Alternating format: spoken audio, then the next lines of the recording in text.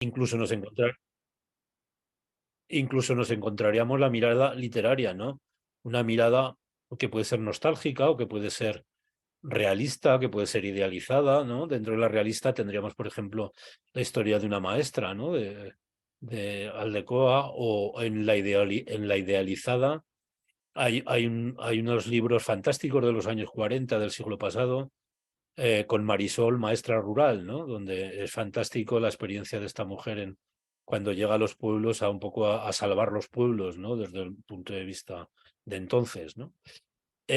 Para mí, si tuviéramos que definir las escuelas rurales, si me tuviera que dar yo con algo para decir qué es una escuela rural, de qué hablo yo cuando hablo de escuelas rurales, me meto dentro, o sea, voy a las escuelas que he conocido, a las que me han contado otros compañeros y compañeras, a los que me han contado las familias, y me encuentro que son escuelas, en eso sí podemos coincidir, creo yo, que son en general pequeñas de infantil y primaria.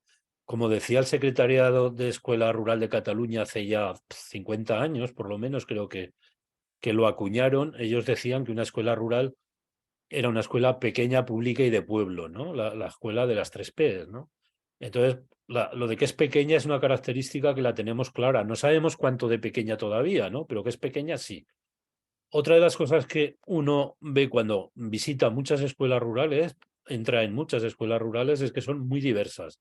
O sea, que no podemos decir, incluso una escuela rural con otra que tenga el mismo número de alumnado, podemos encontrar mucha diversidad. O sea, podemos encontrar que en una hay casi todo el alumnado de infantil, en otra casi todo de tercer ciclo. Hay mucha diversidad también, ¿no? Esa sería otra de sus características. Otra es que tiene poco alumnado y bajas ratios por nivel, a diferencia de una escuela urbana, que normalmente están muy saturadas y tienen unas ratios muy altas, muy elevadas. Las escuelas rurales que yo he conocido, por cada curso, por cada nivel, por cada grado, tienen ratios pequeñas, ¿no?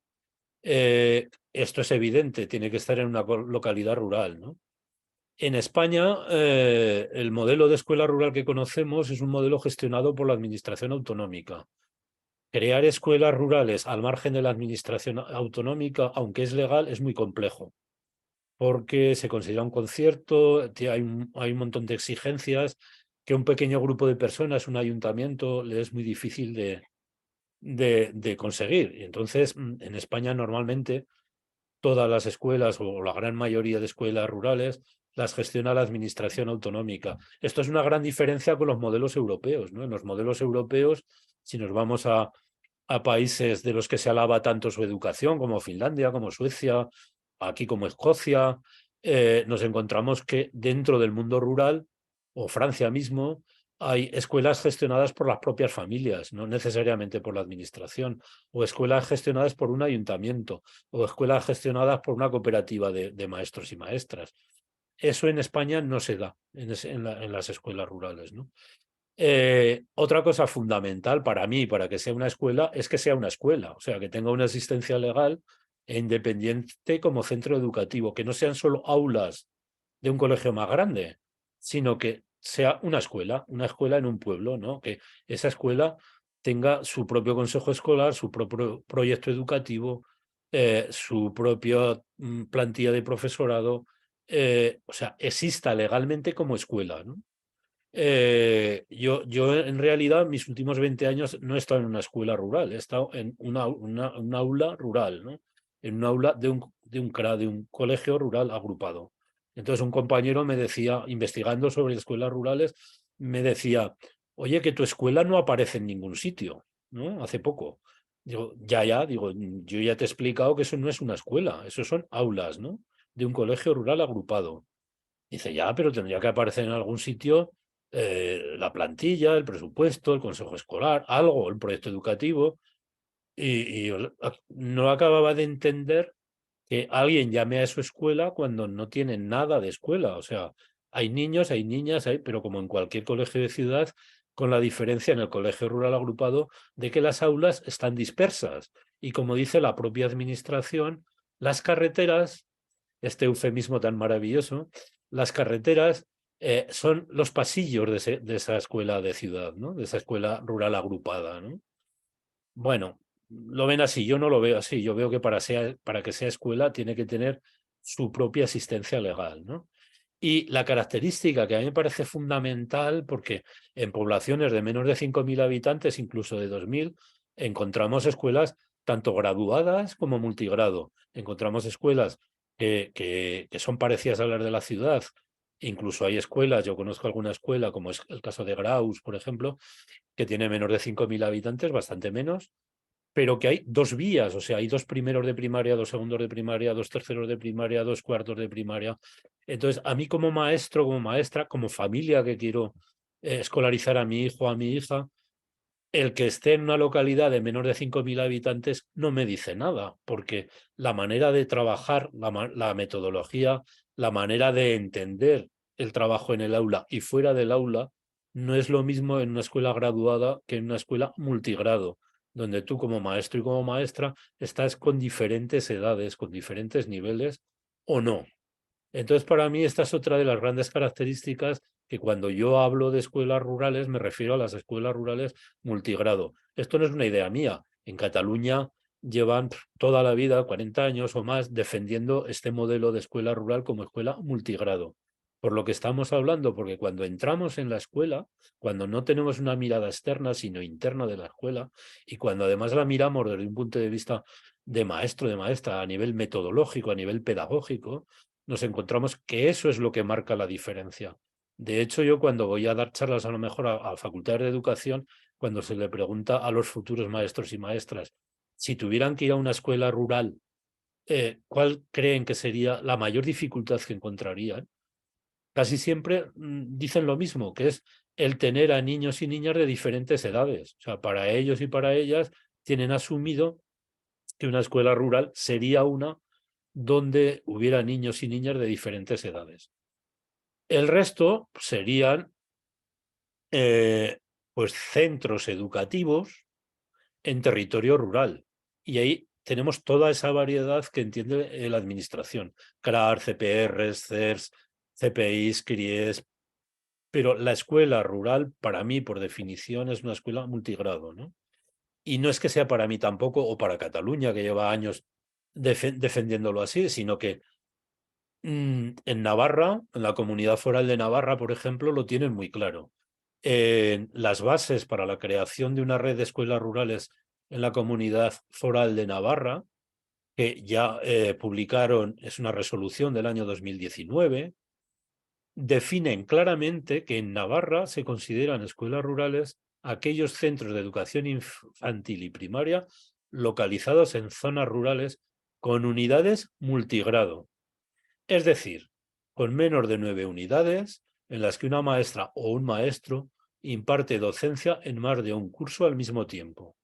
Entonces, yo me quedo con esta definición, que es la que entiendo yo que sería una escuela rural, ¿no? Entonces, una vez aclarado el concepto de escuela rural, que sería este de escuelas en territorio rural, en zona rural, multigrado, la siguiente cuestión que nos podemos plantear es, ¿existen estas escuelas fuera de, por ejemplo, de la Comunidad Foral de Navarra o de Canarias o del País Vasco, por ejemplo? Y entonces hay algunos datos que son muy significativos de la situación en la que se encuentran este tipo de escuelas rurales que se encuentran absolutamente invisibilizadas, ¿no? En nuestro país, ¿no? Entonces, si nos vamos a los datos del Consejo Escolar del Estado, he cogido el curso 2019-20 porque es el que coincide con el informe que se hizo en Aragón, el mismo curso, ¿no?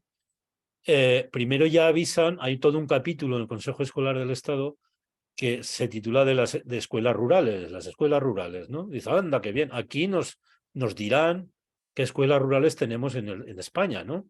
Y entonces, para nuestra sorpresa, en la redacción ya del capítulo, ya nos aclaran que para ellos el mundo rural, las escuelas rurales ya están organizadas por un modelo que se ha extendido, que es el de los colegios rurales agrupados, ¿vale? Fuera de eso no hay nada, solo colegios rurales agrupados.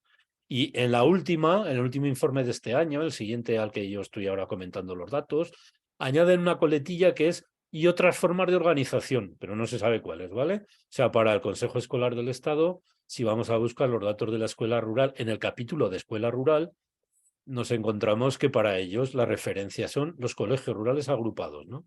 Y entonces vamos a sus datos y nos dicen, la escolarización en las escuelas rurales, ellos lo llaman así, en España es la siguiente. Entonces, la primera tabla que he puesto, en verde está lo que habría en Aragón, según el Consejo Escolar del Estado, que habla de 8.181 niños y niñas, según ellos, en las escuelas rurales, ¿vale?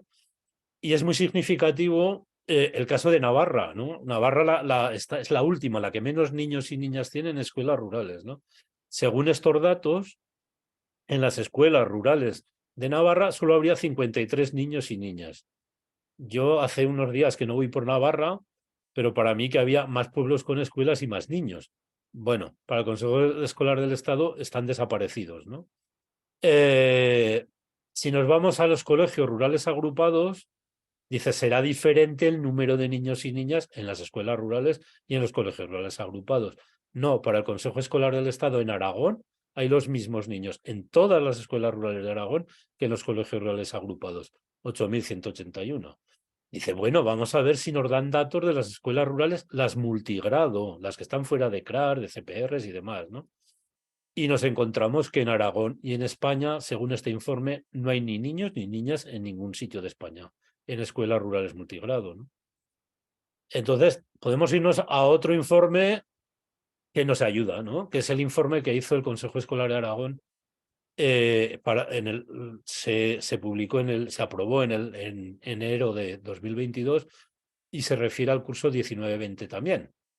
En este informe, con un trabajo impresionante que coordinó Fernando Andrés, porque él fue un poco el coordinador y aunque más consejeros y consejeras colaboraron en la recopilación de datos y en la realización del informe, para mí él fue el que fue la directriz de todo este informe y el que más trabajó en encontrar datos de las escuelas rurales y de los centros educativos en el territorio rural aragonés.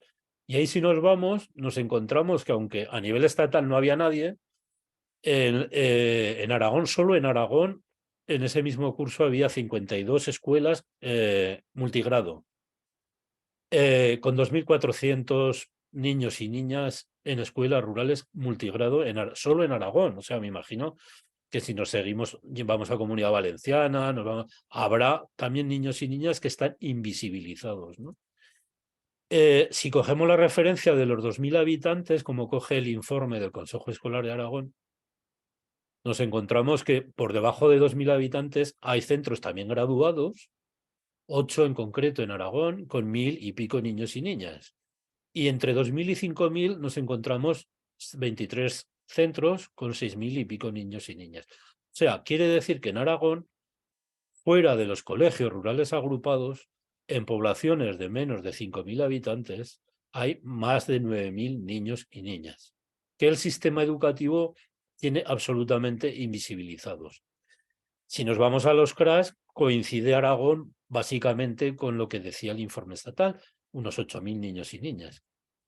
Y el otro dato muy importante para conocer la situación de las escuelas rurales de manera objetiva, sin tópicos y sin mitos, es en Aragón, lo pongo como ejemplo, si tuviera datos de otras comunidades podríamos comparar, pero tengo los de Aragón, ¿no? Entonces los de Aragón, gracias al esfuerzo que hizo el Centro de Evaluación de Formación y Calidad de Aragón, hizo un trabajo de ver durante 4 cursos, del año 2016-17 al 19-20, cuál había sido la tasa de estabilidad, de continuidad del profesorado en escuelas de todo tipo, tanto de urbanas como escuelas multigrado, como graduadas, como CRAS y demás, ¿no?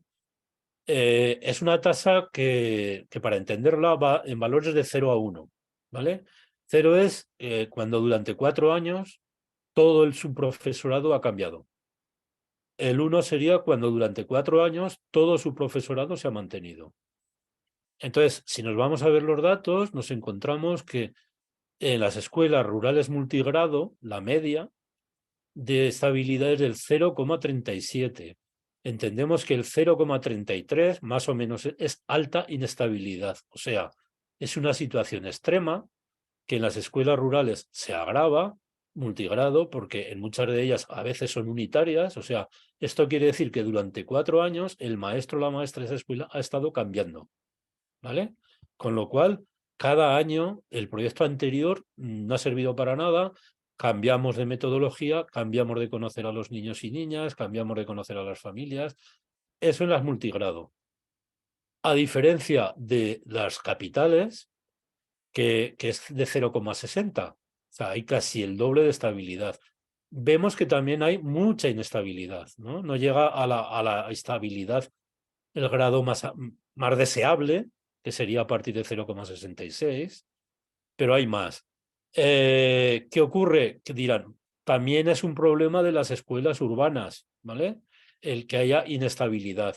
La diferencia que digo yo siempre es la intensidad. O sea, si en una escuela graduada, en una escuela grande, en un CRA, cambia la mitad de la plantilla cada año, lo cual es una auténtica aberración para mí, una auténtica barbaridad.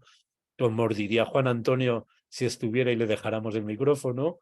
Él lo compara siempre, Juan Antonio, el director del partido, él lo compara siempre con la General Motor. Él dice, es como si en la General Motor de repente cambia el 50% de su plantilla. O sea, en su escuela de Alpartir casi todos los años cambia el 50% de su plantilla, de 5 maestros o maestras que están, casi todos los años vienen 2 o 3 nuevos, ¿no?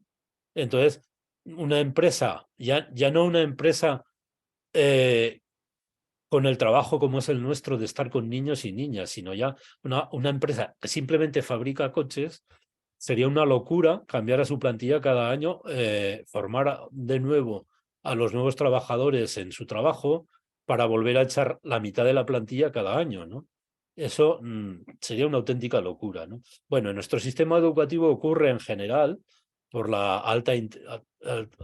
gran cantidad de interinos e interinas, pero en las escuelas rurales multigrado todavía es más grave la situación, ¿no? Y a pesar de todo eso, a pesar de que el sistema educativo las invisibiliza, a pesar de que hay muchos problemas de estabilidad del profesorado, las escuelas rurales nos encontramos que son imprescindibles. O sea, son imprescindibles por muchas razones, ¿no?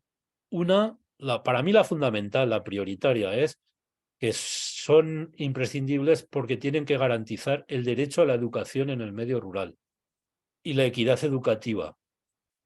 Porque no olvidemos que las escuelas, para mí, su función más importante es garantizar el derecho a la educación. Y en el medio rural necesitamos que se garantice ese derecho a la educación. Otra gran razón esta es una razón que yo la digo siempre, por si alguien conoce algún estudio, yo no lo conozco, pero yo entiendo que una escuela en un pueblo aporta calidad de vida. O sea, mi experiencia en las escuelas rurales que he estado es que a la hora del recreo, muchos abuelos y abuelas del pueblo se venían a ver a los niños y a las niñas. Ha habido casos, por ejemplo, en Extremadura fue muy bonito un caso de una escuela rural que se reabrió, y esto suele ocurrir en casi todos los pueblos cuando se reabren escuelas rurales. Muchas veces todo el vecindario el primer día de clase sale a aplaudir a los niños y a las niñas de la alegría que les da que esos niños y niñas vuelvan a tener su escuela, ¿no? Que esa escuela vuelva a estar viva, porque una escuela es como el corazón del pueblo, ¿no? Y entonces tener un corazón sano es muy importante para un pueblo, ¿no? Y entonces aportan calidad de vida. Yo soy un convencido, ya digo que no conozco estudios, de que en los pueblos que hay escuelas, digamos como que la gente tiene menos enfermedades o de menos duración, ¿no? Que de alguna manera esa calidad de vida se traslada al mundo de la salud también, ¿no? Pero es un estudio que estaría por hacer, yo no lo conozco. Es intuición mía, ¿no? También son imprescindibles porque muchas veces, sobre todo en los pequeños pueblos, son la única institución cultural del pueblo. O sea, quitando la escuela, no hay otra institución muchas veces en el pueblo en la que haya libros, en las que se hagan actividades de tipo educativo, cultural o deportivo, ¿no? Entonces, eso es fundamental, ¿no? Para los pueblos. Otra razón sería porque según cómo funcionen para mí es muy importante, ¿vale? Para mí, las escuelas rurales por sí mismas no tienen ningún valor en sí mismas. O sea, es un edificio, es una institución, lo que tiene valor es las personas y los proyectos educativos que se desarrollan en ellas, ¿vale? Por eso digo, el según cómo funcionen, se pueden convertir en un elemento de dinamización del territorio local. Yo conozco escuelas rurales que son auténticas dinamizadoras de su territorio rural, es impresionante, y otras que al contrario, ¿no? Claro, yo es que soy mayor, yo cuando llegué a mi primera escuela y a mis primeras escuelas del Pirineo, todavía la gente mayor, la gente de mi edad, la gente más mayor, había sufrido que en su escuela les prohibieran hablar la lengua del pueblo, por ejemplo, en el Valle de Benasque, el patués, ¿no? Ellos habían sufrido desde la escuela, se les habría dicho que es que eso era incultura, que eso era hablar mal, que eso estaba prohibido. Y como estaba prohibido y todo esto, esa labor también la han hecho las escuelas rurales. Por eso me parece importante diferenciar que no es la escuela rural la que es la dinamizadora del territorio, sino es la escuela rural según cómo funcionen, según qué proyecto educativo tenga, según una metodología, una pedagogía y un trabajo de buenas prácticas. Si no ocurre eso, podemos hacer el papel contrario, ¿vale? Lo mismo por el tema de la despoblación, porque según cómo funcionen, son necesarias frente a la despoblación, pero según cómo funcionen, ¿de acuerdo? Y al final porque son las raíces de los pueblos, sin ellas los pueblos mueren, ¿no? Me gustaría pararme un momento en el tema de la repoblación, que llamo yo, ¿no? No la despoblación, sino la repoblación. Porque tenemos evidencias, la gente los maestros y maestras, las familias que hemos estado en territorios rurales, tenemos evidencias, sabemos que las escuelas y las aulas rurales hay datos, eh, si funcionan con un proyecto educativo propio que esté adaptado a su localidad, a sus niños y niñas, a su comunidad, que trabajan con buenas prácticas, con metodologías activas, mantienen su población e incluso atraen nuevas familias. Aquí he puesto algunos ejemplos, yo sé que por toda España los habrá. Conozco los de por aquí, ¿no? El mío mismo de Sahún fue una escuela que de 8 niños y niñas pudo llegar a 32, ¿no? Simplemente por lo que os digo, por la manera de trabajar. Las familias venían por la manera de hacer las cosas en la escuela. Olva, hace poco salía un titular de que de repente la población han hecho un nuevo, como han tenido que actualizar censos y demás, se han encontrado que había 45 habitantes más en una población de 200, ¿no? 45 más por su escuela. O sea, de repente, tal, al partir, me contaba Juan Antonio, cuenta que también hay familias que se interesan porque se han enterado de cómo trabajan en la escuela del partido y quieren ir a ese modelo de escuela. Senegüe es un caso también muy reciente en Aragón, en el cual era una escuela que estaba al borde del cierre, que ya la iban a cerrar, y en este caso hubo la suerte de que la administración aceptó poner en marcha un proyecto nuevo de trabajo con buenas prácticas, y en este momento es una escuela con 8 niños y niñas y creciendo, ¿no? Y hace poco también nos daban la noticia de Almedíjar, en la Comunidad Valenciana, que había visto el mismo proceso, ¿no? O sea, las escuelas rurales no solo pueden frenar despoblaciones, pueden ayudar a la repoblación. Insisto, según cómo trabajen y funcionen. Por eso el factor humano es fundamental en las escuelas, en todas, pero en las rurales y en estos aspectos de repoblación y despoblación, mucho más, ¿no? Y este apartado de la despoblación me gustaría dejar caer, por si algún día la administración se entera, de que hay un proceso de desescolarización rural. Pues no sabía cómo llamarlo, yo lo llamo de desescolarización rural. Esto es lo que decía antes. Hay grupos, hay comunidades escolares en pueblos que no están homologados dentro del sistema educativo, ¿no? Eso a mí se me cae la cara de vergüenza. O sea, yo conozco casos de escuelas del bosque luchando para que homologuen los estudios de sus niños y niñas, ¿no? Que están en pueblos, porque quieren vivir en pueblos, porque quieren mantener el pueblo, pero quieren un proyecto educativo con continuidad, con un profesorado que crea en ese proyecto educativo, que crea en la participación de las familias, que crea una serie de condicionantes pedagógicos. La administración eso no lo admite. Sin embargo, yo, por ejemplo, frecuento mucho Escocia y puedo compararlo. Y aquí en Escocia no solo es que existan escuelas rurales organizadas por las familias, por los ayuntamientos y demás, sino que hasta en la universidad existen másters en concreto de escuelas del bosque. O sea, las escuelas del bosque u otros modelos pedagógicos de escuelas no solo se consideran escuelas dentro de su sistema educativo, sino que dentro de la universidad son escuelas para las que se forma el profesorado, ¿no? En España eso no existe, pero existen esos niños y niñas desescolarizados. En el Pirineo yo calculo que en este momento puede haber unos 60 o 70 niños en esta situación, viviendo en su pueblo, porque las familias quieren vivir en los pueblos, pero sin posibilidad de que los homologuen como unos estudios normales. La otra característica que me parece fundamental por la cual las escuelas rurales multigrado son fundamentales y son imprescindibles, es porque pueden ser un modelo educativo de vanguardia. Insisto, según cómo trabajen, no todas son modelo educativo de vanguardia. Yo conozco muchas diferencias de unas y de otras en cuanto a modelos educativos, ¿no? ¿Por qué? Porque, como dice Bernard Coyot, las escuelas, la educación está entrando en una tercera fase. Él hace una broma con la película, claro, los más jóvenes no lo habrán visto, las más jóvenes que estáis ahí, que es la de Encuentros en la tercera fase de Spielberg. Él hace la broma con eso. La película de Encuentros en la tercera fase, perdón que abra un paréntesis, se basa en que en una primera fase los ovnis se ven desde lejos, allá lejísimos, no, solo son puntos en el cielo. En una segunda fase eh, ya vemos los marcianos y vemos los ovnis y toda esta serie de cosas, pero todavía no hemos contactado con ellos. Y en una tercera fase ya contactamos y hablamos con ellos, ¿no? Con los extraterrestres, ¿no? Él dice que las escuelas, la pedagogía, la educación, ha pasado por tres fases históricas, ¿no? Una primera fase en la que se buscaba que la educación fuera enseñar, transmitir conocimientos, ¿no? O sea, esa primera fase era la de la escuela prusiana, la de escuela tradicional, en la cual el modelo pedagógico y educativo es el de transmitir conocimientos, ¿no?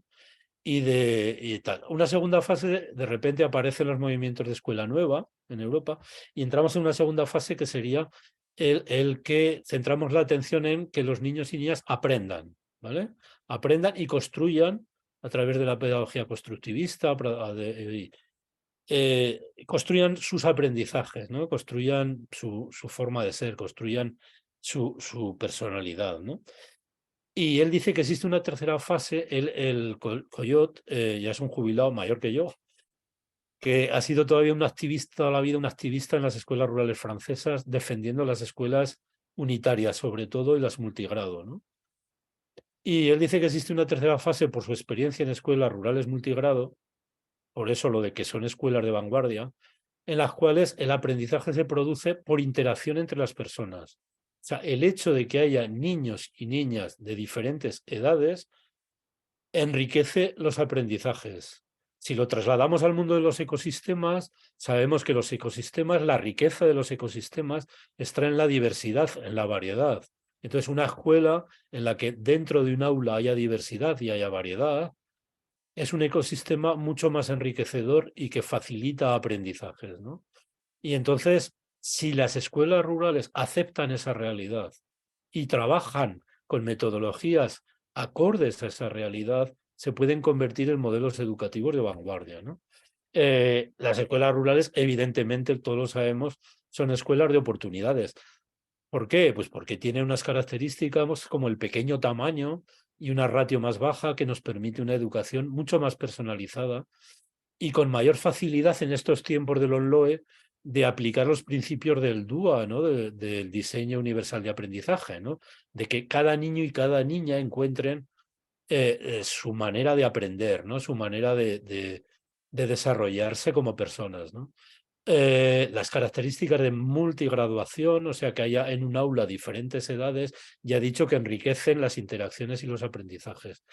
En las escuelas rurales multigrados, las relaciones con la comunidad son más sencillas, son más cercanas y hay una mayor intensidad afectiva, con lo cual, si trabajamos aprovechando esas características, van a ser escuelas como con una mucha mayor calidad educativa, ¿no? También, y esto antes hablaba del el problema de la invisibilización, ¿no? O sea, uno de los retos a los que se enfrentan las escuelas rurales en este momento es la invisibilización, ¿no? Pero a la vez es como una ventaja, ¿no? Como no existes, pues hay como un poco más de libertad metodológica y organizativa para que adaptemos nuestro trabajo, si queremos, a las niñas y a los niños, a la comunidad, y desarrollar proyectos educativos propios. Digamos que hay como más tolerancia para que podamos trabajar de otra manera, ¿no? Porque se entiende que como intenta el sistema educativo que se trabaje en las escuelas estandarizadas y tradicionales, no es posible en una escuela multigrado, ¿no? Y entonces hay como esa mayor libertad, ¿no? Y hay una mayor facilidad por esa cercanía para abrir la escuela al territorio, para aprovecharlo como recurso educativo, ¿no? Y para la movilidad, por ejemplo, una de las cosas que se fija muy poco la gente, yo cuando he estado en escuelas rurales para hacer una actividad fuera del aula en la que necesitáramos desplazamientos, pues por el entorno, por el territorio, o a ver un museo, o incluso a bajar a la ciudad, pues el movernos era como mucho más sencillo, ¿no? No necesitamos más que hablar 2 o 3 padres y madres y organizarnos. Y ahí cabíamos todas y todos y podíamos movernos, ¿no? En una escuela graduada, en una escuela urbana, cuando intentas moverte para hacer una actividad fuera del pueblo, fuera de la localidad, entramos en que necesitamos autobuses, transportes, se encarece la actividad muchísimo y se dificulta, ¿no? En una escuela rural multigrado eso es más sencillo, ¿no? El contexto da oportunidades. El territorio local es fantástico como fuente de aprendizaje, como recurso de aprendizaje, ¿no? Pero a la vez los niños y niñas aprenden como personas una serie de valores que están en ese territorio local, ¿no? Y si nos comprometemos con él y lo investigamos, lo conocemos, lo difundimos, adquieren nuevos valores de comprometerse con la sociedad en la que viven, ¿no? Lo que ahora se llamaría aprendizaje-servicio, ¿no? Que eso en las escuelas rurales que han trabajado de esta manera se ha hecho siempre, ¿no? El de alguna manera aportar al territorio lo que la escuela puede aportar. No solo beneficiarse, ¿no? de sus recursos, sino aportar, ¿no? Y está el territorio digital, que en las escuelas rurales multigrado, a pesar de que siempre está, porque el mercado es así, ¿no? El mercado nos habla de que necesitamos conexiones que tengan fibra óptica y una serie de cosas auténticamente a la última de la tecnología, pues como son pequeñitas, a veces con conexiones más pequeñas podemos hacer lo mismo o más que en un colegio grande con una gran conexión, ¿no? Y entonces, para acceder a ese territorio digital, para comunicarnos a través de él, para recoger información, la escuela rural es un espacio fantástico que le es mucho más fácil hacer eso, ¿no? Pero claro, vuelvo, perdonadme por insistir tanto, pero a mí me cansan mucho los tópicos de cuando oigo frases ya hechas del tipo de la escuela rural es innovadora, la escuela rural es creativa, la escuela rural dice, no, perdona, la escuela rural no. Yo conozco escuelas rurales innovadoras y otras que no lo son. Yo conozco escuelas rurales creativas y otras que no lo son. Yo conozco escuelas rurales que aprovechan los recursos del territorio y otras que cierran la puerta al territorio, ¿no? Que siguen trabajando con sus libros de texto, con sus exámenes y con su enseñanza tradicional, ¿no? Por eso, para aprovechar esas oportunidades, me parece fundamental, el elemento fundamental son las personas, ¿no? O sea, hace ya ¿cuántos años? Ya, desde 1905, y creo que ha llovido mucho desde 1905, ya Bartolomé Manuel Cosío afirmaba, él decía en un texto maravilloso que tiene, hace, pues eso, hace 120 años casi, decía, a mí dadme un buen maestro o una buena maestra, o sea, no me habléis de recursos materiales, ¿no? O sea, a mí dadme un buen maestro, una buena maestra, y él sabrá encontrar los recursos que necesita o fabricarlos si no los tiene, ¿no? A su alcance. Pero ese es el factor fundamental de una escuela, las personas, ¿no? Pero las personas necesitan proyectos educativos, ¿no? Proyectos educativos en los que enmarcar su trabajo, ¿no? Y ese proyecto educativo para mí es el segundo factor fundamental para aprovechar las oportunidades en las escuelas rurales, ¿vale? Son proyectos que deberían estar adaptados al contexto y realizados con buenas prácticas, ¿no? El otro factor que influiría sería la autonomía, porque si no se les deja autonomía para organizarse y gestionarse, en base a esos proyectos, mal los van a desarrollar, ¿vale? Se va a reducir mucho sus posibilidades. Yo he conocido, por ejemplo, aulas de colegios rurales agrupados que desde no es la mía, ya claro que no es la mía de Sahagún, pero yo he conocido aulas de colegios que el claustro y el equipo directivo planteaba un proyecto educativo tradicional en el que las familias mejor que no entraran mucho y que llegaban a prohibir a un aula concreta que no entraran esas familias, ¿no? Porque era un aula que trabajaba como comunidad educativa con las familias, ¿no? Y esto no parecía bien al equipo directivo y se le llegaba a prohibir que entraran las familias, ¿no? Entonces esas cosas ocurren en las escuelas rurales, en los CRAS y en todo, ¿no? Por eso la autonomía para organizarse es fundamental. Los educativos con buenas prácticas se están desarrollando en las escuelas rurales, que sirvieran para formar al profesorado y también para acceder a esas escuelas. O sea, que el profesorado que accediera a esas escuelas supiera a qué escuela va. Ahora en estos momentos, en lo que es una escuela rural, multigrado, como la hemos definido al principio, se sabe a qué escuela se va.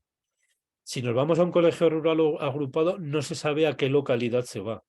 No, o sea, cuando se convocan las plazas para interinos e interinas, salen plazas en el colegio rural agrupado por especialidades, pero cuando uno la solicita no sabe a qué localidad va a ir y dentro de esa localidad cómo se está trabajando. Toda esa información tendría que estar a la vista del profesorado, de las familias, para saber qué está ocurriendo en esas escuelas y en esas aulas.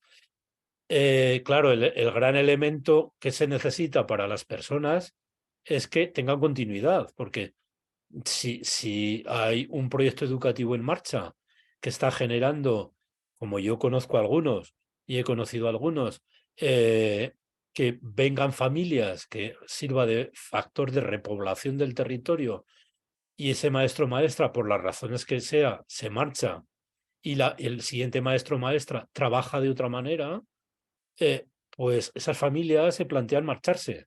Con lo cual necesitamos continuidad del profesorado. Necesitamos, pero no de cualquier manera, por privilegios, sino una continuidad en base a un funcionamiento en esos proyectos.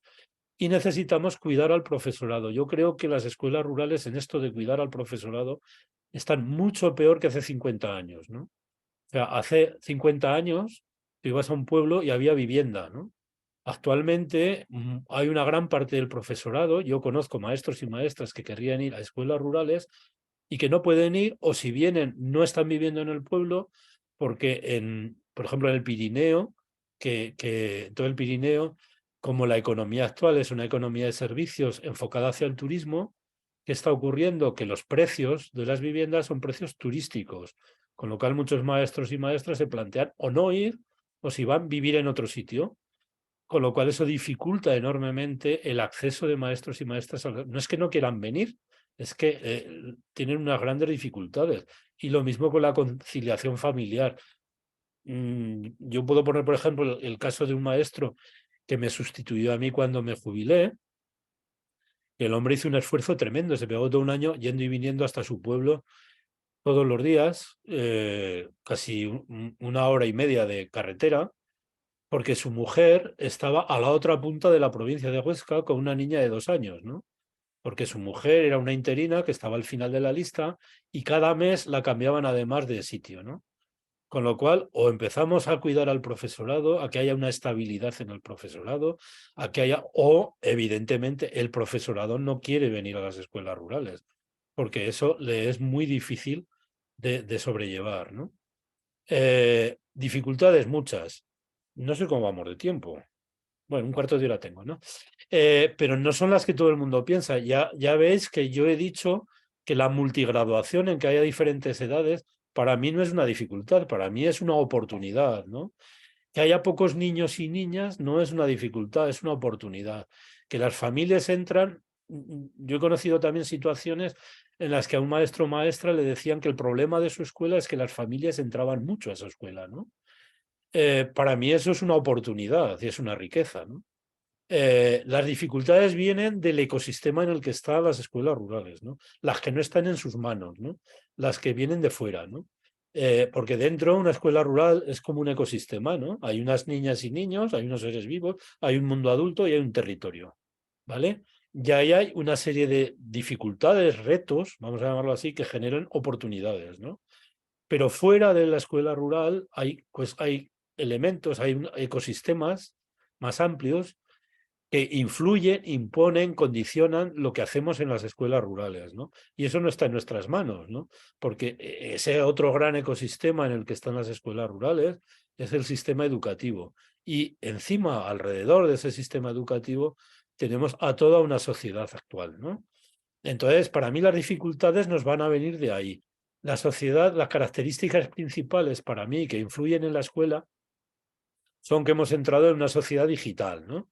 En una sociedad digital en la que en los años 80 hay toda una gran revolución digital, se crea una nueva sociedad con un nuevo territorio, el nuevo territorio digital, y que según Nico Hirt, ya en aquella época ya advertía de que el aparato escolar está siendo llamado a servir más y mejor al mercado. O sea, es una sociedad digital se convierte de repente en una sociedad que necesita que la educación forme parte de su mercado, ¿no?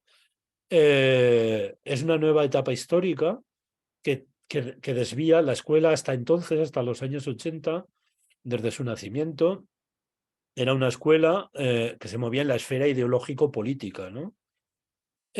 A partir de los años 80, la económica y ya entra como un elefante en una cacharrería en nuestras escuelas, ¿no? Ya de repente nuestras escuelas se llenan de ordenadores que nadie sabe para qué todavía, se llenan de unos grandes despilfarros y unas grandes partidas económicas. Recientemente, el curso pasado mismo, estaba yo por las Alpujarras visitando escuelas de allí y, y no entendían para qué querían tantos ordenadores. O sea, todos sus niños y niñas y maestros y maestras y la escuela tenían ordenadores y tablets, ¿no?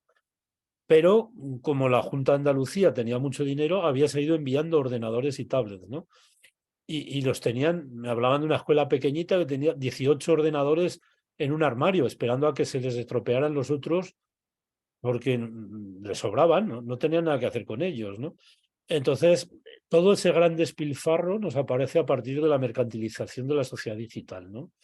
Otra cosa a la que no estamos prestando mucha atención, pero que en la escuela rural yo creo que es otra característica que ha cambiado mucho en nuestra sociedad es la dialéctica. Hasta la llegada de la sociedad digital, la dialéctica era una dialéctica rural-urbana, ¿no? Estaba muy claro lo que era el mundo urbano, estaba muy claro lo que era el mundo rural, lo que eran las escuelas rurales, lo que eran las escuelas urbanas, las formas de vida de uno y de otro sitio. Para los sociólogos era muy clara las diferencias, pero sin embargo ha aparecido otra nueva dialéctica de alguna manera se solapa con esta.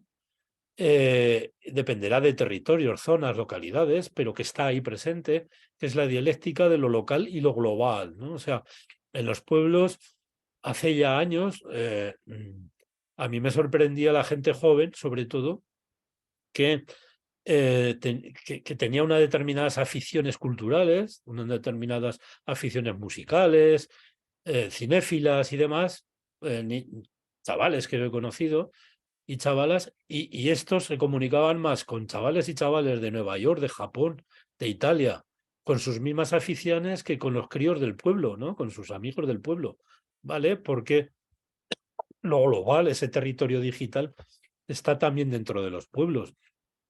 Ese territorio digital, un señor ya mayor que tiene vacas, un día se me ocurrió preguntarle si él tenía ordenador, si tenía internet, esto hace años ya, ¿eh?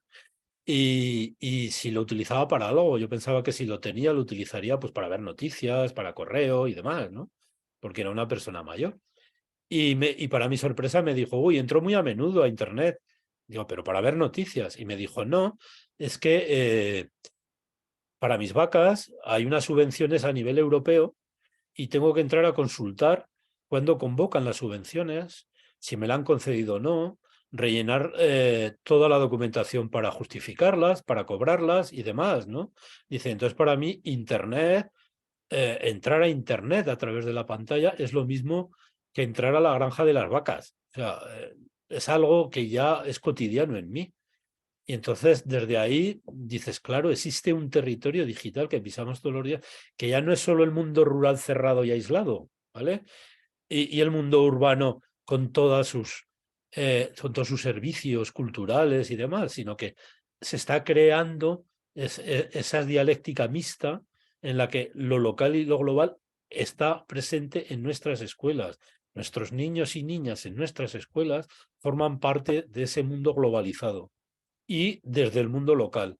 Nosotros, yo recuerdo hace muchos años, cuando empezamos a hacer nuestro primer blog, que lo hacíamos, que todas las semanas subían una noticia o un dibujo los niños y niñas del cole. Y entonces Álvaro, me acuerdo que fue Álvaro, que tenía entonces 6 añitos, vino un lunes diciéndome, oye, José, que lo que vemos en la pantalla del ordenador en nuestro cole también se ve en la pantalla, porque claro, con 6 años, por más que les hablaras de Internet, por más que vieran lo que hacíamos en Internet, el concepto, o lo de global, todavía no lo tienen adquirido, ¿no? Pero entonces vino diciendo, oye, José, ¿sabes qué? Que estaba en casa de mis tíos en Zaragoza y en su pantalla salía lo mismo que en la nuestra. Y entonces dije, sí, es que eso es Internet. O sea, lo que estamos poniendo en nuestra escuela lo está viendo la gente en todo el planeta, ¿no? Si quiere. Entonces, esa nueva dialéctica está en nuestras escuelas rurales. Y podemos verla como una dificultad, o sea, hay gente prohibiendo el uso de móviles, hay gente prohibiendo, yo me acuerdo, antes se prohibía el uso de tablets, se prohibía el uso de casi todo, se prohíbe el uso del ordenador si no es dentro de una metodología tradicional, si no es para hacer el ejercicio que ha dicho el profe o la profe. No, o sea, estamos limitando, cerrando la puerta a algo que nuestros niños y niñas están ya utilizando y gestionando. Tenemos que ver esa dificultad, cómo la aprovechamos en nuestras escuelas rurales, ¿no? Y aquí querría hacer una pequeña parada, porque como hay tanto empuje por la mercantilización, nos intentan vender todo tipo de tecnologías cuando se ponen de moda unas u otras, ¿no? Eh, a mí me parece fundamental, tendríamos que hacer una reflexión sobre qué tecnologías digitales introducimos en nuestras escuelas. No deberían ser tecnologías digitales cualquiera, sino aquellas que respeten el derecho a la privacidad y a la protección de datos de los menores. Para mí es vergonzoso la cantidad de centros educativos que utilizan plataformas como de Google y de Microsoft, que están saltándose las normas de protección de datos de nuestros menores y de la legislación actual sin cumplir los protocolos que hay que cumplir, ¿no? Me parece vergonzoso que no se utilicen tecnologías digitales que nos permitan legalmente compartir los recursos, algo que ya empieza a verse como más necesario a través de los recursos educativos abiertos, de los REAs, ¿no? Me parece vergonzoso que no se defienda la sostenibilidad. O sea que yo recuerdo ocasiones en las que se me ha fastidiado un ratón de un ordenador, lo he solicitado a la administración y me han dicho que no, que si quiero que me envíen un ordenador entero, pero el ratón no lo contemplan, que se puedan renovar los equipos, ¿no? O partes de los equipos. Todo eso deberíamos entrar en una reflexión como escuela, tanto rural como no rural y como administración, para hacerlo de otra manera, ¿no? Pero bueno, sería otro tema y no me quiero ir. El otro elemento fundamental de la sociedad digital en la que vivimos es que es una sociedad líquida, ¿no? Y aquí entra Bauman recordándonos que una de las características de la sociedad líquida es la búsqueda permanente de innovación. De repente, con la llegada de la sociedad digital, parece ser que el criterio fundamental para valorar algo es si es innovador o no es innovador. Como nos dice Bauman, es un criterio que nos impone el capitalismo de consumo, ¿no? Y eso nos está llegando a nuestras escuelas rurales. De repente yo leo jornadas en las que se habla de escuela rural e innovación, ¿no? O las escuelas rurales son innovadoras. Dicen, no, vamos a olvidarnos de la innovación. La innovación es una zanahoria que nos ponen delante el capitalismo de consumo, ¿no? Son otros los criterios que para mí deberíamos emplear en nuestras escuelas y en nuestras escuelas rurales, como el de buenas prácticas, ¿no? No me alargo en todo esto.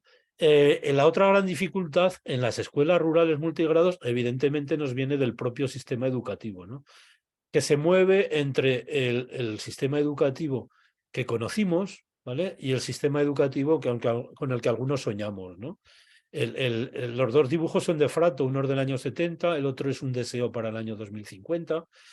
En el de 70 es la concepción de escuela como una fábrica para, digamos, formar a los niños y las niñas y seleccionarlos, y los que no son desechos que se echan de la sociedad.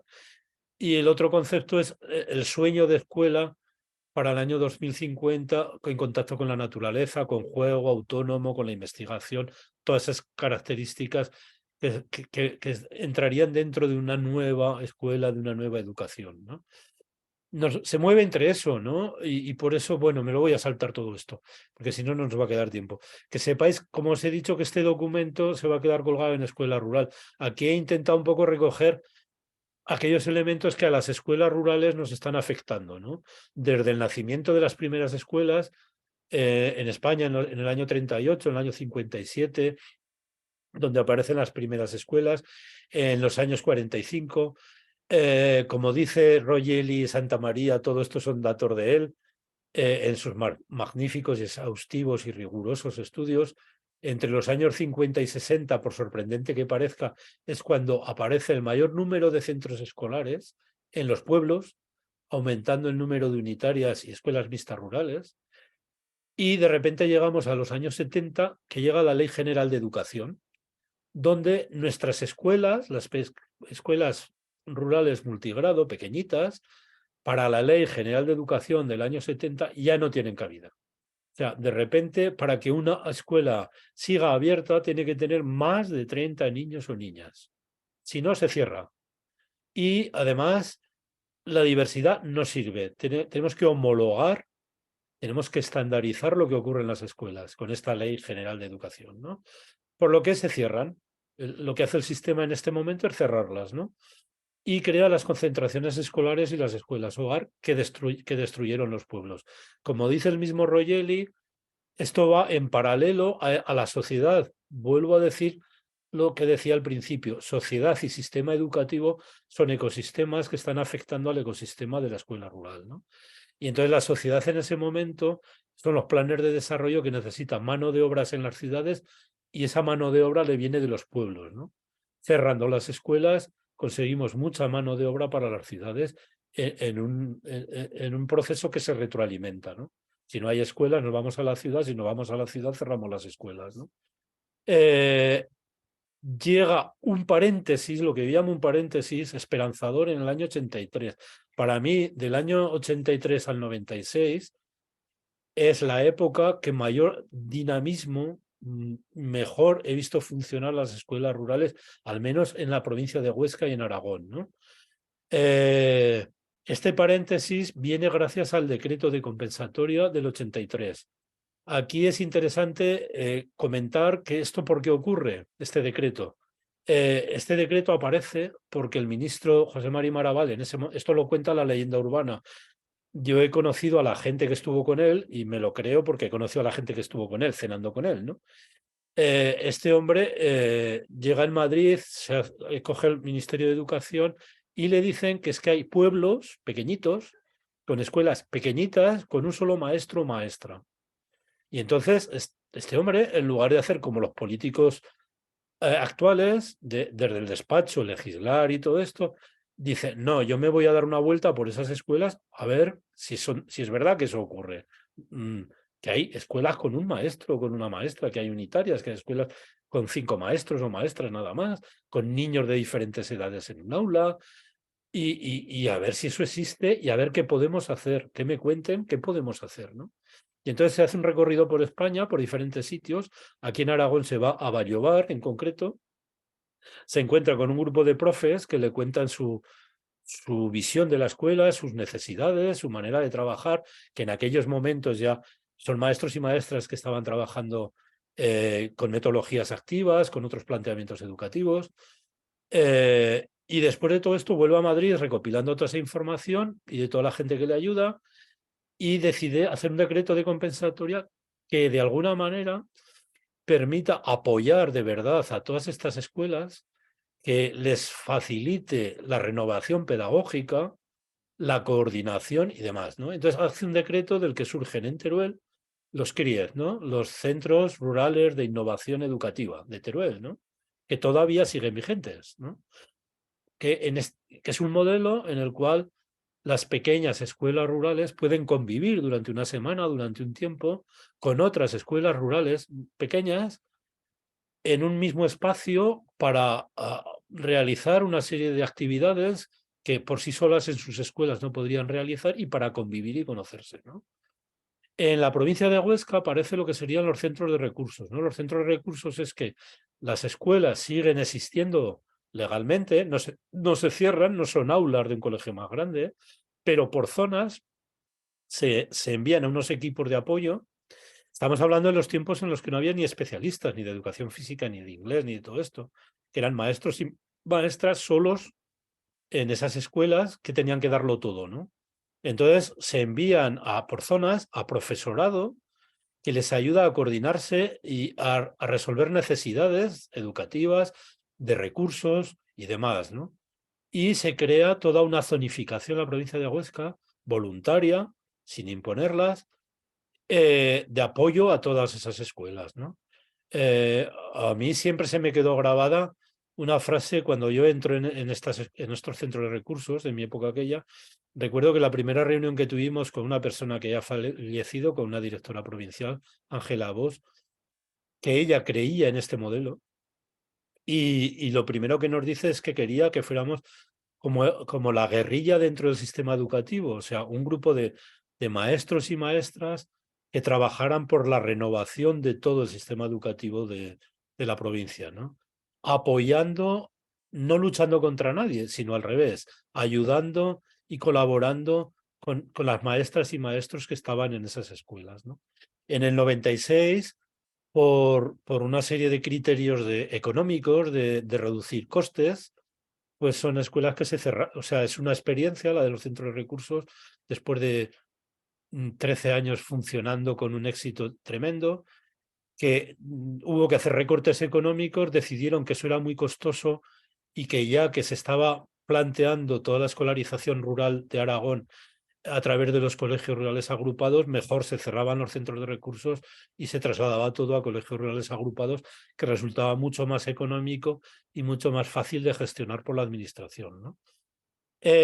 Surgieron en otros territorios, no solo en el aragonés, otras formas de organización y apoyo a escuelas rurales en otras comunidades educativas. Por ejemplo, en esa época, y gracias al decreto, surgen lo que llaman en Canarias los colectivos de escuelas rurales unitarias, porque ellos no apostaron por el modelo colegio rural agrupado, sino ellos mantuvieron sus escuelas rurales y de unitarias, coordinándose por zonas, ¿no?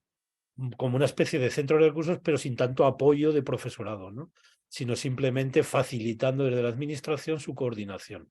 En Andalucía, en esa época, también surgieron servicios de apoyo a escuelas rurales. En la Comunidad Valenciana surgieron los PAEPERS, que eran también programas de apoyo a escuelas rurales. Y todo esto surge, además de otras cosas, pero me limito a lo que del decreto se refiere a escuela rural. Todo esto surge gracias a este decreto. Pero ¿qué ocurre? En los años 90 llega la LOCSE y sigue cerrando escuelas rurales. O sea, la LOCSE sigue entendiendo que la escuela rural es algo de baja calidad educativa, de alguna manera, que es séptimo y octavo y es una edad que necesita centros grandes con mucho alumnado, con grandes instalaciones y demás. Y entonces todos los séptimos y octavos de los centros de infantil y primaria se cierran y se trasladan a los institutos de educación secundaria, ¿no?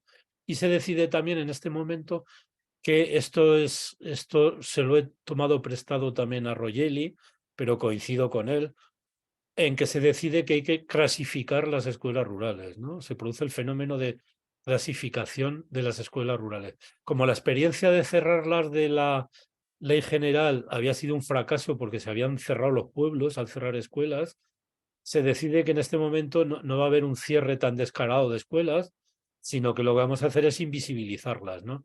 Y entonces, en el curso 93-94, en casi todas las comunidades, pues en Andalucía, en, en Aragón, en las dos Castillas, en Comunidad Valenciana, se impone, o sea, se coge un mapa y se dice este conjunto, este grupo de escuelas rurales, a partir de ahora van a ser un CRA y van a ser aulas de un CRA o de un CPR, ¿no? Con lo cual, las escuelas rurales que estamos diciendo, nombrando, las escuelas rurales que todavía existen, se invisibilizan de dos maneras, ¿no? Se están dentro de un colegio rural agrupado porque dejan de ser escuelas y se convierten solo en, sin proyecto propio ya, y se convierten solo en aulas de un colegio más grande en un territorio que tiene un único proyecto para todo el territorio, ya no para la localidad en la que están, ya no para el pueblo con el que están conectadas, sino para todo el territorio. Y no existen. La LOCSE poco más habla de escuela rural, solo que se podrá escolarizar a los niños en un municipio próximo al de su residencia, se podrán trasladar a otro sitio y es una época en la que se les facilita a las familias. Yo he conocido escuelas cerradas porque a las con 13 niños y niñas, porque a las familias se les ha dicho que tienen un transporte y un comedor gratuito a un centro más grande que está ahí al lado, ¿no? Y entonces, pues las familias deciden cerrar sus escuelas voluntariamente porque es más cómodo y más económico llevarlos allí, ¿no? Todo esto lo propicia la LOCSE, ¿no? La LOE habla muy poco y la LONCE hablan ya muy poco. Hay declaraciones de intenciones de que las administraciones deben apoyar las escuelas rurales, deben tener las particularidades del medio rural, pero no acaban de ser nada más que declaraciones como las de la LONLOE. La LONLOE amplía esas declaraciones, dedica todo un título, el título 51, un artículo, una disposición adicional, y entonces hace una gran declaración en favor de las escuelas rurales, pero que son las administraciones las que tienen que ocuparse de esto. A mí me pareció chocante que después de esto, cuando leí, no sé si se han elaborado nuevos documentos, pero cuando leí el primer diseño curricular base de Castilla y León, por ejemplo, no aparecía la palabra escuela rural en ningún sitio, ¿no? A pesar de que la LONLOE decía que eran las administraciones las que tenían que ocuparse de esto, ¿no? Actualmente, en estos tiempos de los LOE, nos encontramos que lo que os decía, que hay una diversidad tremenda de modelos organizativos de los centros educativos en territorio rural. Tenemos CRAS, tenemos CER, tenemos redes, tenemos tal, y tenemos escuelas rurales todavía, ¿no? Multigrado. La LOE, lo que para mí es esperanzador desde una mirada pedagógica, es que abre un camino pedagógico y metodológico a través del DUA, permitiendo que se organice el currículum a través de ámbitos y de situaciones de aprendizaje. Pero claro, eso va a depender del profesorado y de las administraciones, porque si desde la inspección se siguen pidiendo programaciones, se siguen pidiendo proyectos educativos separados por áreas, con horarios cerrados por áreas, pues de nada servirá hablar de ámbitos ni de situaciones de aprendizaje, ¿vale? Y es que necesitamos salirnos de ese marco mental, ¿no? Eso sí, la administración, yo entiendo que una de las grandes avances que ha hecho, que esto no es una dificultad, sino que pienso que hay que felicitar a la administración, porque la mayor parte de las comunidades autónomas actuales mantiene aulas rurales con 3 o 4 niños o niñas. Intenta evitar los cierres de esas escuelas y de esas aulas, ¿vale? Y ahí sí que están haciendo las comunidades autónomas un gran esfuerzo. Esto lo dejo ahí, que sepáis que está, porque intento gráficamente, esto que he comentado, la evolución de nuestras escuelas rurales, he intentado gráficamente que se viera mejor, ¿no? Pero esto es lo mismo. Nos vamos al profesorado. Dificultades que encuentra el profesorado por nuestro sistema educativo en las escuelas rurales multigrado. Insisto, lo encuentra en todo el sistema educativo. Estos datos son de todo el sistema educativo, pero en las escuelas rurales afecta mucho más, ¿no? La primera sería la formación, pero no es que hay una reflexión abierta sobre si se debería formar al profesorado que va a las escuelas rurales de una manera específica, ¿no? Yo pienso que no. Yo pienso que necesitamos formar profesionales que puedan trabajar con metodologías en aulas multigrado, pero que es que trabajar con aulas multigrado, hay ciudades, hay centros educativos que están trabajando ya en las ciudades también con metodologías multigrado. Hay escuelas de barrio, de ciudad, que también trabajan con el territorio local, investigándolo, conociéndolo, incorporándolo. Entonces, más que algo específico, lo que sí necesitamos es que no sea una formación desfasada enfocada a metodologías tradicionales, ¿no? Sino que sea una formación enfocada a una nueva educación con metodologías activas, con buenas prácticas, ¿no? Hacer auténticos profesionales. Y lo mismo en el acceso a las plazas de nuestra profesión y de nuestras escuelas. Esto no lo digo yo, esto se lo he recogido yo a los rectores y rectoras de las facultades de educación que llevan años diciéndole al Ministerio de Educación que hay que cambiar la formación del profesorado y el acceso a la profesión porque está desfasada y no se selecciona al profesorado mejor formado para entrar en las aulas y mucho menos, claro, en las aulas rurales, ¿no? Se mantiene dentro del sistema educativo una estructura legal pensada para centros graduados, estandarizados del siglo pasado. O sea, para acceder a una plaza en una escuela, en general, en cualquier escuela, la prioridad es la antigüedad y las titulaciones. Cuando para mí debería tenerse en cuenta los proyectos educativos que se están desarrollando en esos centros, y más cuando es una escuela rural multigrado.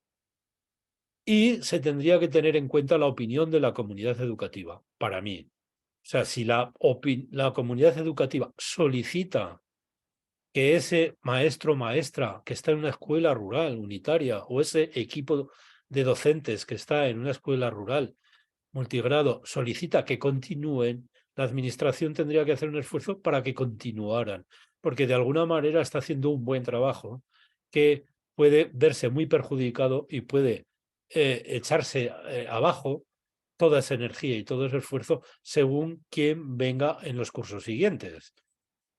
El otro gran mal de nuestro sistema educativo y que afecta a las escuelas rurales está en la interinidad. Vuelvo a decir lo que ya he dicho antes. Claro que afecta también a todo el sistema educativo.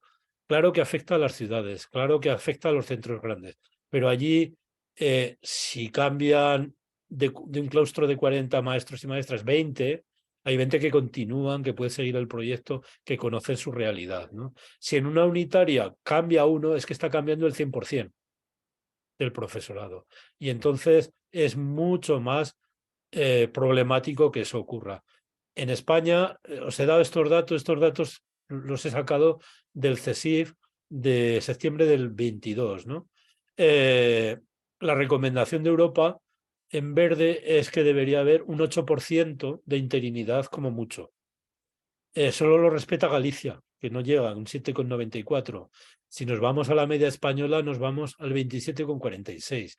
Y ya, si nos vamos a la media aragonesa, nos vamos al 35,61. O sea, más de 4 veces la interinidad que deberíamos tener en nuestras escuelas.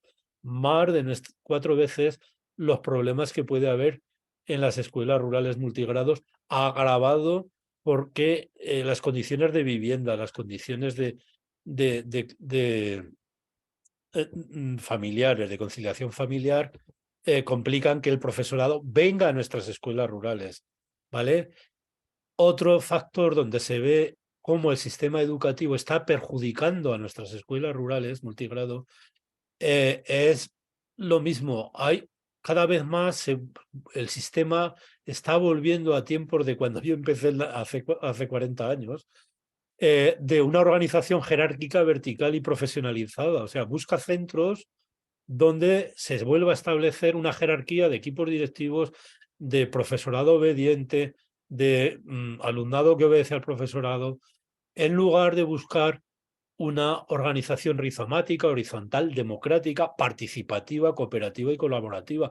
Algo necesario en el siglo XXI, que hasta las grandes multinacionales lo tienen muy claro. O sea, cuando tú te vas a Google, miras a Microsoft, miras todas estas grandes multinacionales, busca gente que coopere en equipo, no gente jerarquizada, ¿no? Pues no, nuestras escuelas, nuestro sistema educativo cada vez más está poco a poco incorporando un sistema de jerarquización. Claro, esto en una escuela pequeñita crea muchas dificultades. Hay un exceso de burocracia tremendo en todo el sistema educativo, pero es que a las escuelas rurales multigrados se les está pidiendo lo mismo que a los grandes centros graduados. Una auténtica barbaridad de burocracia, ¿no? Salvo excepciones, como Cataluña, los equipos directivos, además, no tienen la posibilidad de seleccionar a su profesorado. O sea, un equipo directivo puede plantear un proyecto maravilloso de comunidad educativa conectado con su territorio, pero puede venir un profesorado que no quiera saber nada de eso, ¿no? Que quiera seguir trabajando con su libro de texto, con sus exámenes y cerrando la puerta al territorio. Entonces, todo eso, ¿a qué nos lleva? Estos son los datos del Consejo Escolar de renovación de las direcciones de los equipos directivos en centros multigrado, graduados y CRAS en localidades de menos de 5.000 habitantes. Y nos encontramos que, claro, dices, a ver, ¿cuántos equipos directivos se crean de forma voluntaria? Pues en este contexto está en verde. En Huesca, bueno, me voy a la media sería el 27,40%.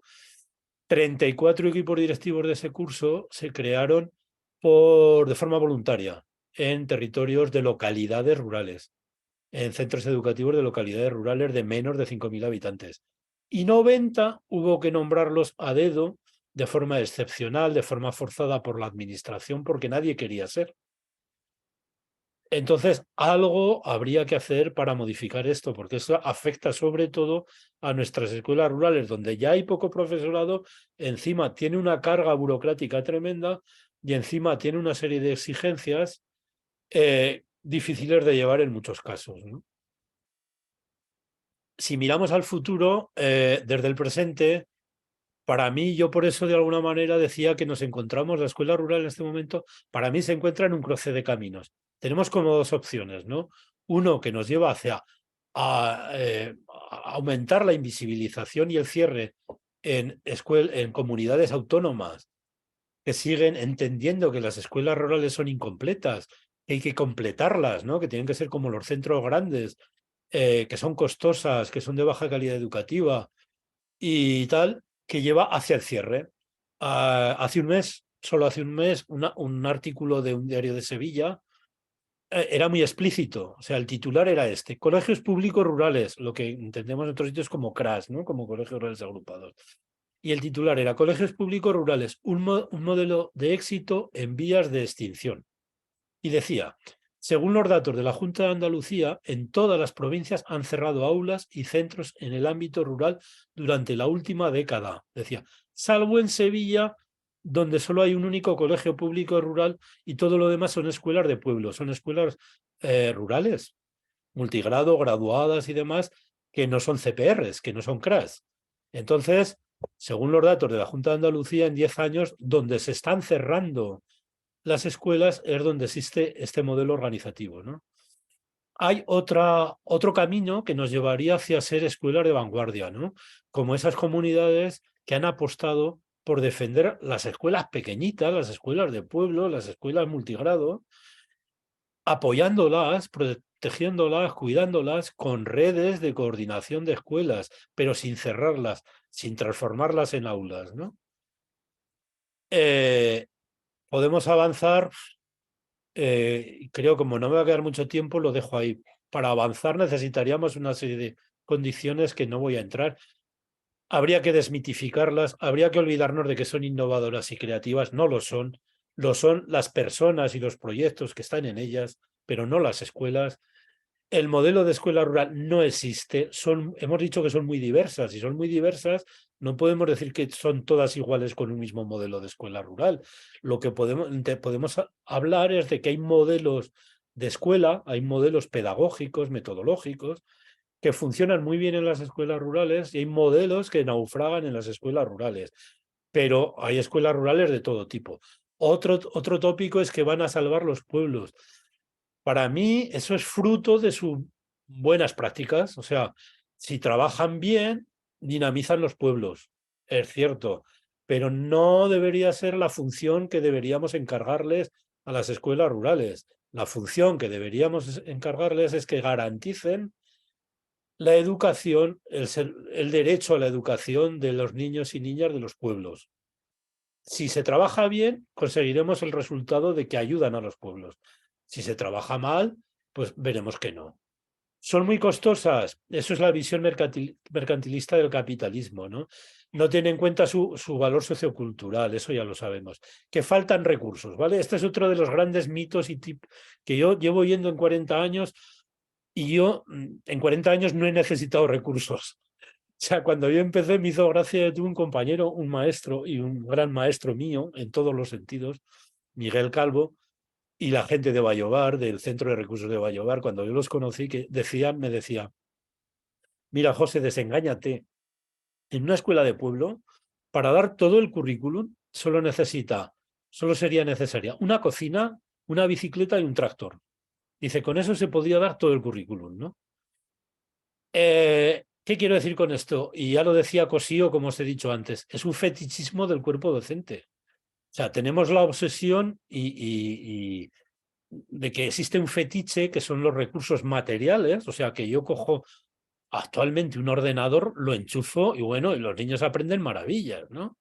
O cojo un libro de texto y si tengo unos libros de texto adaptados a las escuelas rurales, ¡buah!, los niños van a aprender cosas maravillosas. Dices, no, o sea, para mí va al revés. O sea, para mí tenemos que plantear qué actividades queremos hacer y luego ya veremos qué recursos necesitamos, ¿vale? Pero no es al revés, no es necesito unos recursos y no funciona lo que estoy haciendo en la escuela, ¿no? Otro mito es que no quieren ir los maestros. Evidentemente, yo conozco maestros y maestras, muchos que quieren venir, incluso algunos que han venido y al año siguiente se han tenido que ir por las estructuras legales que tenemos, o sea, por esa manera de acceder a esto.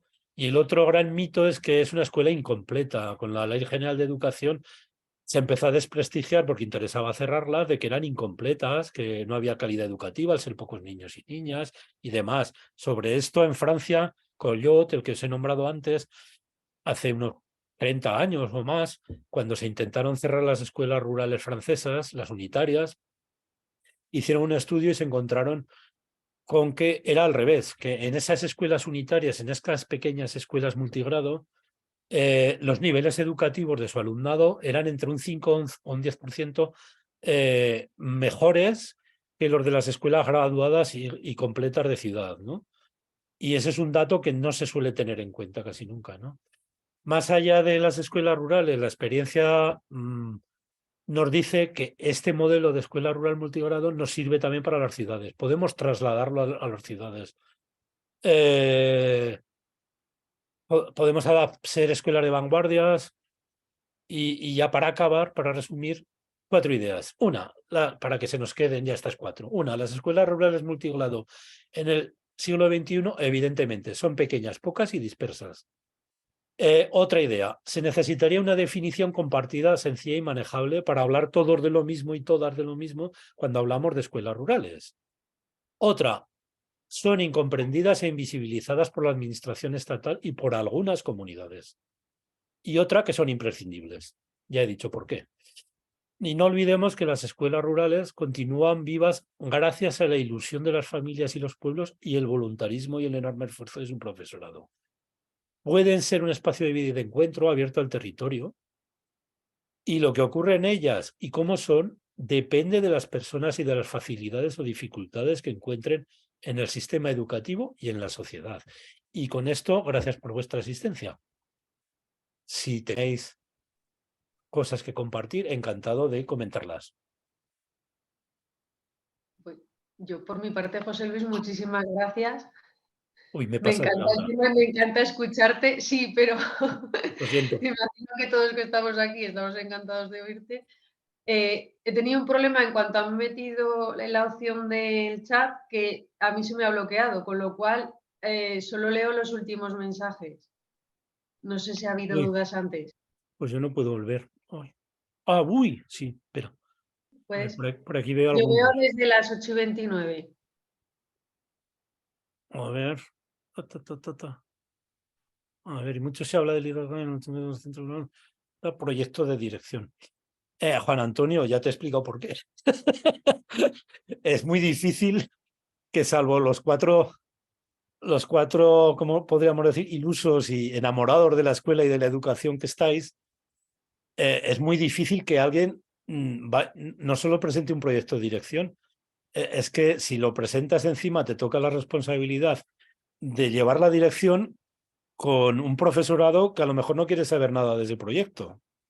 Con lo cual, para mí es muy difícil. O sea, yo entiendo que, al profesorado o a los equipos de dirección se les pueden pedir responsabilidades de lo que ocurre en las escuelas si se les deja ejercer la posibilidad de elegir a su profesorado, ¿no? Si no, muy poca gente se va a presentar. Lonloy Escuela Rural, otra oportunidad desaprovechada, dependerá de lo que hagamos en los centros. Yo creo que para la administración me da la sensación que seguramente se perderá. Pero yo entiendo que los profes que quieran de alguna manera, los maestros y maestras, acogerse a eso de los ámbitos, situaciones de aprendizaje y demás, pueden abrir una nueva vía de planificación, programación, funcionamiento en las escuelas rurales, ¿no? Y acogerse al respaldo, decir que la LONLOE lo permite, ¿no? Entonces tratar de abrir esa nueva vía, ¿no? Y creo que, a ver, ya está. Simplemente, muchísimas gracias. Gracias a vosotros y a vosotras, ¿no?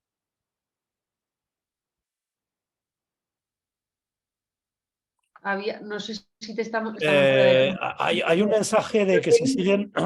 A ver, os cuento mi experiencia, que me parece que en esta última comentario que estoy viendo puede aportar mucho. Puede aportar mucho. Lo que pasa es que hoy, en la conferencia de hoy, no tenía sentido y no lo había puesto. Porque dice Pilar, dice, siguen pidiendo programaciones con unidades didácticas. Por eso digo que todo va a depender del profesorado y de la inspección y la administración. Mi experiencia es que si un maestro o una maestra plantea otro proyecto educativo desde otro punto de vista, pero absolutamente razonado, bien elaborado, y lo defiende ante la inspección, puede haber de todo, ¿eh? Yo no digo que no.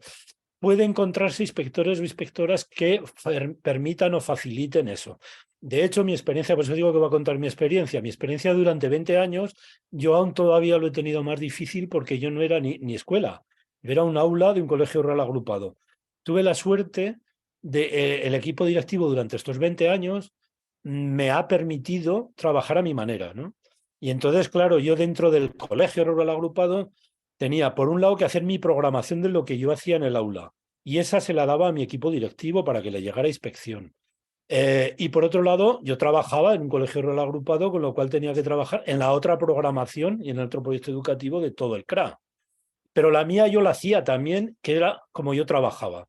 Durante 20 años nadie me dijo que dejara de hacer esa programación, ni que dejara de trabajar así.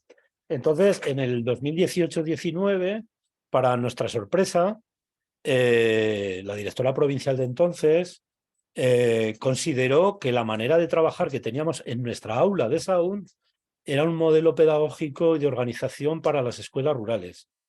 Y, por tanto, de alguna manera nos daba una mención por ello.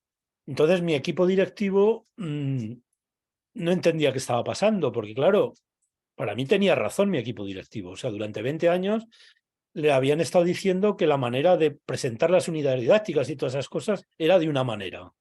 Y de repente llegaba alguien que lo hacía de otra manera y se le daba una mención.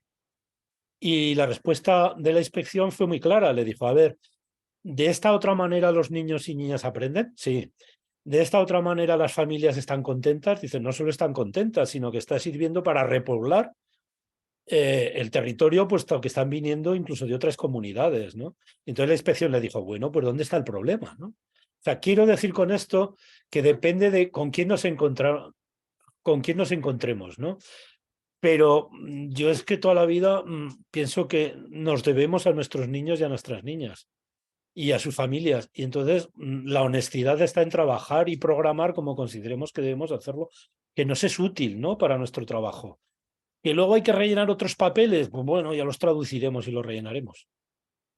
Pero se puede hacer, es mi experiencia.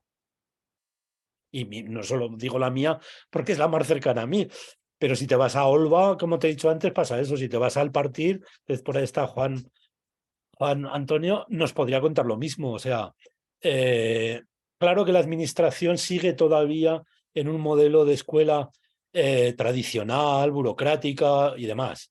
Pero también nos encontramos ya mucha inspección que admite que es flexible y que permite otras maneras de programar y hacer las cosas. Y la LOMLOE puede ser un buen respaldo. No sé, muchas gracias. ¿Lo dejamos ahí?